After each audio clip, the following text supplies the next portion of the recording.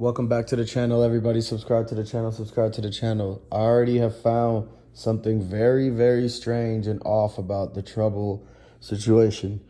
So it looks like when they first reported the situation, a lot of people were saying Trouble got hit up in his car, and some other people were saying Trouble got hit up outside of a nightclub. Then, in the middle of this break, they basically said that he got hit up outside of his car in front of his girl's house. Then they said it wasn't a house, it was an apartment. Then after all that, they said he didn't get hit up in the car. He got hit up in the apartment. Like, what is going on? How did it go from him being hit up at a club or in his car to him being inside of a whole apartment, not even a house? Like, I'm talking about entire apartment where you have to go in, park your car somewhere, and you have to go up an elevator and somebody has to let you in, and all of these things that have to happen for you to be able to get in there is not no random situation. I'm telling you, there was some sort of plan of both of these guys to be there, JaMichael Jones and Trouble. And this is strange because very, very weird. Why would they put three different narratives out there? And some people were even saying he was 35. He's 34 years old. Why is there major outlets reporting he was 35 and that he was hit up at a club or in front of it or on the street somewhere? But the whole time, sources, other sources are just saying that he was hit up in the apartment and he was with this one girl. Is she his girlfriend or ex-girlfriend? Who is she? Is that just a person that he was talking to at the time or seeing? And her job is very interesting too, because if you look at her job, she works for the laws basically. So it's like it also makes it a lot of factors that play in, and it's just very weird. And I mean, it's crazy. I could only imagine what the family's going through, because to hear that there's three different narratives and the way it happened and where it happened and everything like that is extremely sketchy. And you got to look at the fact that these details are purposely being changed, and every hour it's something new that we're getting out of it. So, I mean, yeah, like, am I the only one that sees that? Put down in the comment section if you've seen that there's three completely different stories about the whole Trouble situation, and they're coming from all sorts of outlets. Some people saying 34, 35. Like, have you guys seen that? Let me know down below. And then continuing on though, like, man, this is a wild situation, because does he usually, did he have anything on him? Did he have enough time to bust back? Did he see this coming? Because sources are saying his back was turned and the dude might have came in and kicked the door down while he had came in for a booty call, but the girl had already called JaMichael Jones, and when Trouble slid, she stopped answering the phone for JaMichael Jones. She started ghosting him. But JaMichael Jones slid anyways because he thought he's like, oh, I'm already basically invited or something. He was just going to go over there. When he went over there, he opened the door to see In Trouble there, and he popped him one time in the chest, is what is being reported. And so that's one way it could have happened, the scenario that sources are saying.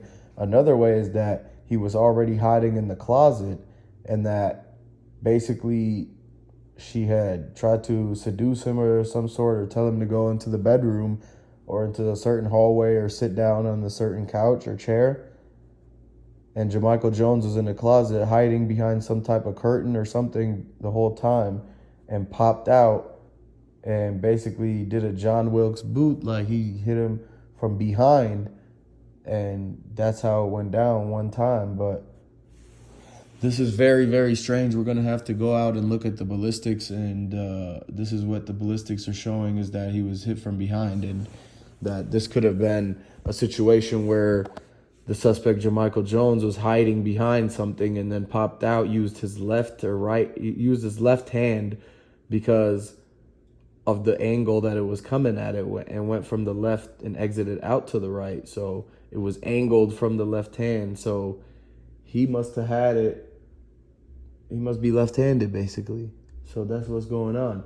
And the fact that, the trajectory is from behind means that the girl had to have been out of the room or out of the way at this time. She must have stepped out of the room to get a glass of water, or could have been preparing some sort of beverages. She could have been pouring up the hard seltzers and things like that. So, the common what you normally would see and associate with this lady. So basically, the things show the details and the evidence is showing that this was clearly a setup and covered and narratives changed. A lot of people had to put a lot of play in this. The apartment complex security footage is yet to be released. We're gonna get that. You're gonna have to come back for that one. We're going to get the report of what vehicle he was driving, because we're going to be able to backtrack all the other cameras on the street, intersections, and other businesses that he had drove by to get that vehicle that he had driven on footage, and basically reverse watch the videos in reverse from the direction that he came from until you figure out exactly what neighborhood he came out of, and see that did he actually come from home or did he come from the club to the place? Was he being followed or anything like that? And we got to also do the same thing with JaMichael Green. So when we see the footage of him, we're going to also have to retrace it, see where he came from, get the nearest camera from a business or a Ring doorbell or intersection traffic camera, and be able to pinpoint exactly where he came from to figure out what everybody wants to know, what they were doing before and how they got there, and what transpired inside the apartment. Now, those are the critical details. So these are the things that you're going to have to keep a close ear to, because you clearly already see the narratives are changing at any given moment, and you have to keep a tally of how many different things are being said so you could decipher what's really going on with this whole situation. This was, it was very senseless, and I want to, go ahead and say that we really support the family and everything like that. But there's something to this that you have to keep paying attention to. And so what I would say is, we're going to present all the facts to you guys. So go ahead and just click the subscribe button and get back to us. Give this video a like in the meantime. Go ahead and share it. And I've got 3 other videos on this that you can watch before, so you can get fully caught up on it. And basically we'll catch you on the next one, because there will be breaking news that comes out about the more major details in this situation. So rest in peace to Trouble. If you support Trouble, put that in the comments, man. And if you listen to Trouble's music, man, let us know down below your best memories, favorite memories. Until next time.